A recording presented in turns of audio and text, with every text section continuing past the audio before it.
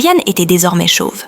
Elle noua fermement un foulard sur sa tête pour cacher sa calvitie, puis se rendit en silence devant le salon de Nasha.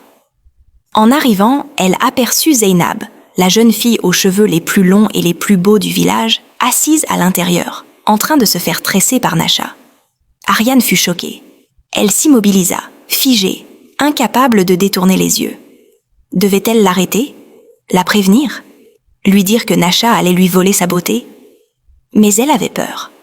Peur que Zeynab découvre qu'elle n'avait plus un seul cheveu sous son foulard.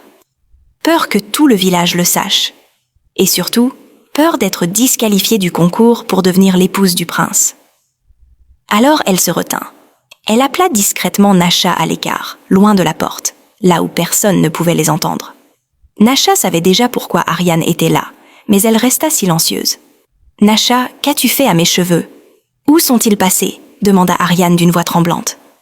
Nasha fit semblant d'être confuse, puis répondit calmement « Oh, j'ai peut-être utilisé mon peigne magique sur toi, par erreur. C'est pour ça qu'ils ont disparu.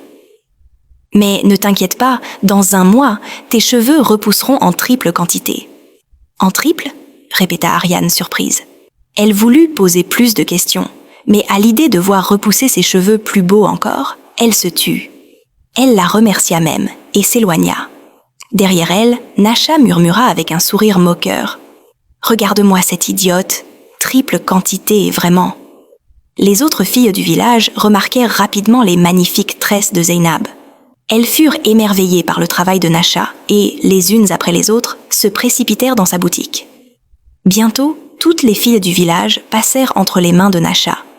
Toutes, sauf Hadja, la fille aux cheveux les plus courts, que personne ne prenait au sérieux.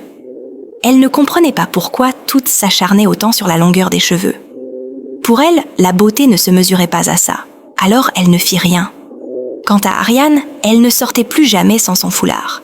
Quand les filles lui demandaient pourquoi elle couvrait toujours sa tête, elle leur mentait, expliquant qu'elle suivait un rituel pour faire pousser ses cheveux plus vite.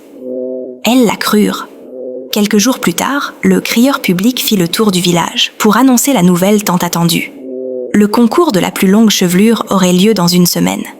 Et la gagnante deviendrait l'épouse du prince. Les filles crièrent de joie, toutes, sauf Ariane, qui s'enferma dans le silence.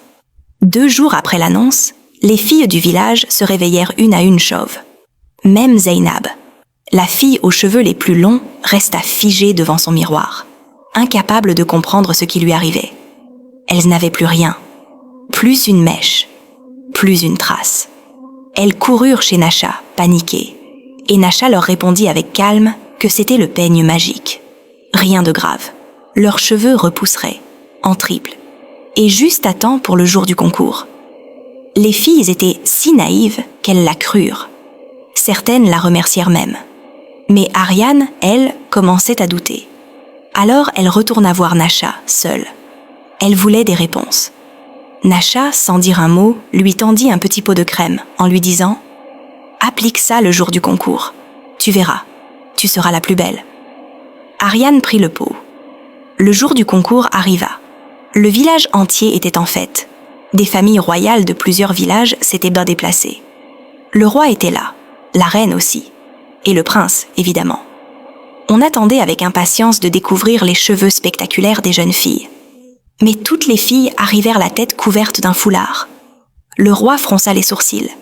Il se leva et s'écria « Ôtez vos foulards, montrez vos cheveux au royaume. » Les filles obéirent, confiantes, certaines que leurs cheveux avaient repoussé, plus beaux encore. Mais dès que les foulards tombèrent, le roi hurla « Mais où sont vos cheveux? Si tu veux la suite de l'histoire, n'oublie pas de liker, partager, mettre en favori et mets en commentaire partie 3.